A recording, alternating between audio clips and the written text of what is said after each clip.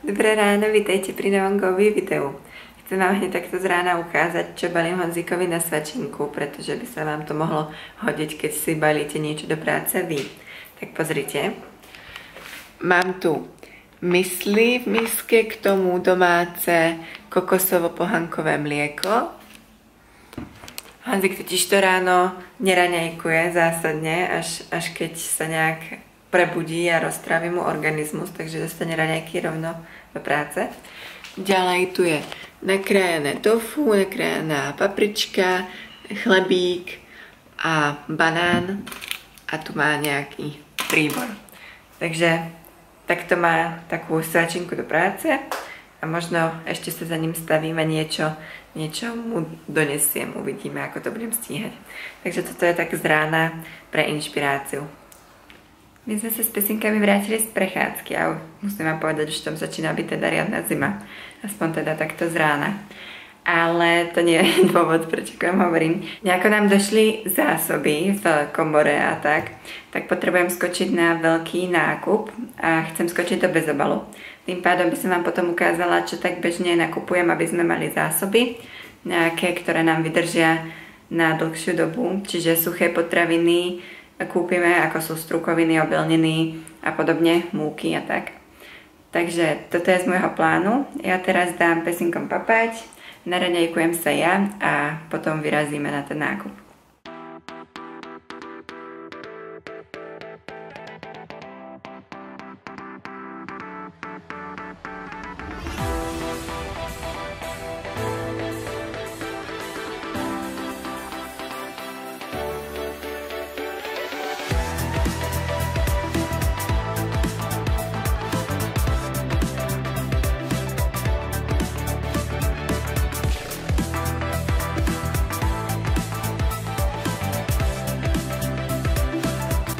Vychutilo?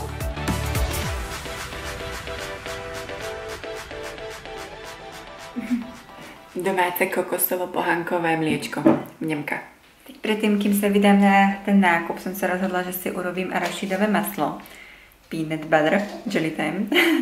Tie kupované sú väčšinou s palmáčom a Boh vie, akej kvality a tak si radšej urobím vlastné. Tie arašidy som kúpila v bezobalu. A na to potrebujeme vlastne iba sol, trochu cukru, repkový olej a tie arašidy. Miesto cukru sa používa agavový sirup často, ale ja ho tak nejak nemám teraz, takže skúsim s cukrom. Tak poďme si vyrobiť svoje domáce peanut butter.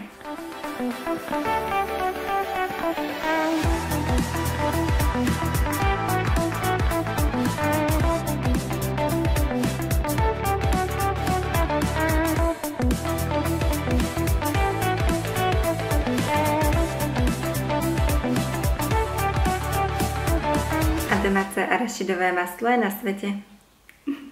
Moji milí, nezabúdajte na B12. Jo.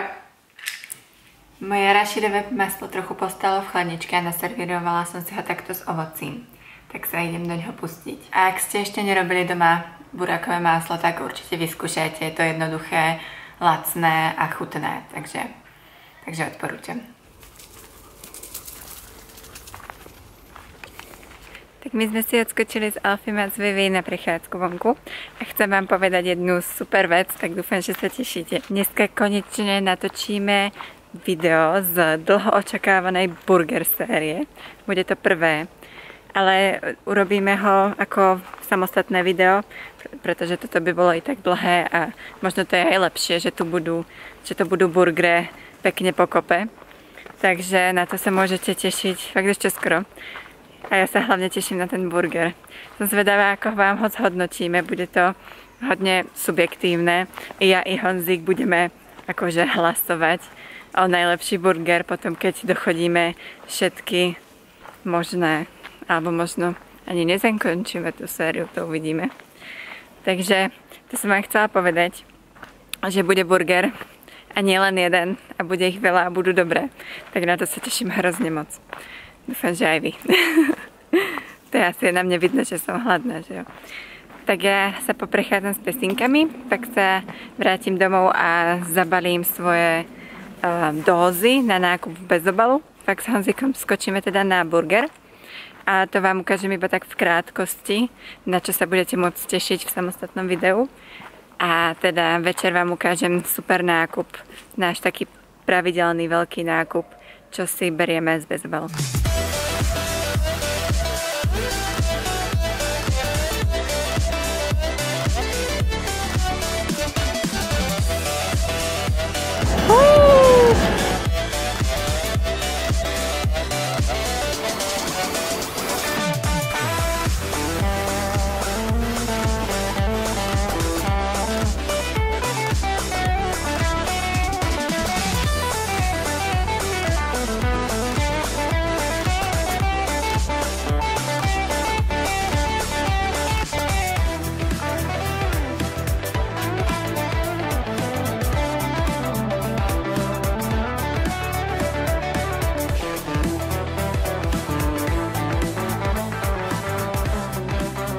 Zlatička, ahoj, na druhé zlatičku.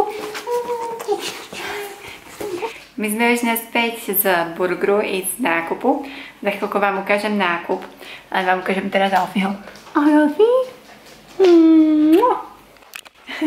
A k tej burger sérii vám chcem povedať, že sme sa rozhodli, že toto video vám dáme asi až na nejaké 3. miesto v tej burger sérii, ale nebojte sa, nejak sa neopozdí začiatok tej burger série, budete to mať ako hneď ďalšie video po tomto, takže môžete sa na to tešiť. Ja vám ešte raz ukážem Alfieho, pretože je mega super cute. A už fakt vstávam a idem vám ukázať ten náš veľký nákup v Bezobalu. Tuto môžete vidieť náš nákup. Začneme asi múka, 2-krát žitná chlebová, 1-krát špaldová. Tuto vidíte kroupy ječné. Ďalej ovesné vločky, ryža, cizrna, tekvicové semiačka, fazulka červená, tuto je adzuki fazulka, červená čočka, kukuričný kuskus, mandle a lnené semienka. Tento nákup, čo tu vidíte, stál okolo 800 až 900 korún. Je väčšina z toho v biokvalite. A takto krásne bez obalu. Toto sú naše zásoby, ktorých budeme jednak robiť. Treba z cizrny veľa falafel, humus, fazulky napríklad na guláš, červená čočka jednak pre pezinkov, jednak pre nás treba k cestovinám. Na ten kukuričný kuskus sa teším, to som na to zvedavá, ako to bude chutiť. Semiačka sú napríklad do chlebíku, ovesné vločky k raňajkám a tak.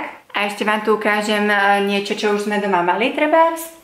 Tuto môžete vidieť ďatle, pohankovú krúpicu ako na kašu, pohanku lúpanú lámanku, jáhly a ešte ďalšia cizrna. My sme hodne cizrnoví.